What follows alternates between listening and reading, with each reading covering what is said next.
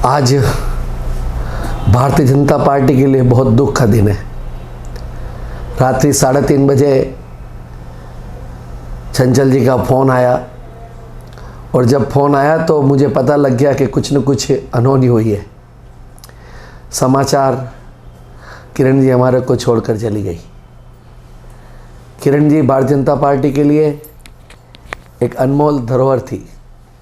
3 बार राजसमंद की विधायक रही, राजस्थान सरकार में शिक्षा मंत्री रही, जल विभाग में मंत्री रही, हमारी लोकप्रिय सांसद रही, हमारे नगर निगम में 2094 से 99 तक किरण जी सभापति रही।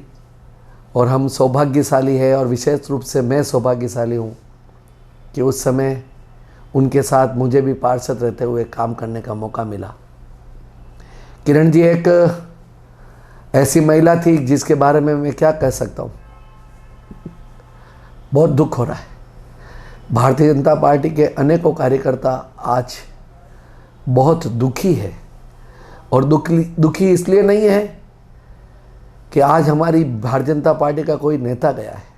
दुखी इसलिए है कि आज हमारी बड़ी बहन हमारे से विदा हो गई है। जब कभी भी किरण जी को किसी काम के लिए फ़ोन किया होगा, वह कभी भी मुस्कुराते हुए कभी उन्होंने काम के लिए मना नहीं किया। प्रदेश की महिला मोर्चा की अध्यक्ष रही, राष्ट्रीय अध्यक्ष रही महिला मोर्चा की, और विशेष रूप से भारतीय जनता पार्टी की राष्ट्रीय मंत्री रही। इस उदयपुर शहर को उन्होंने बहुत कुछ दिया, लेकिन आज कोरोना की जंग किरण जी हार गई।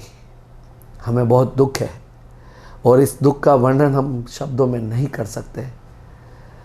ईश्वर उनके परिवार को एक दुख की सहन करने की शक्ति प्रदान करे।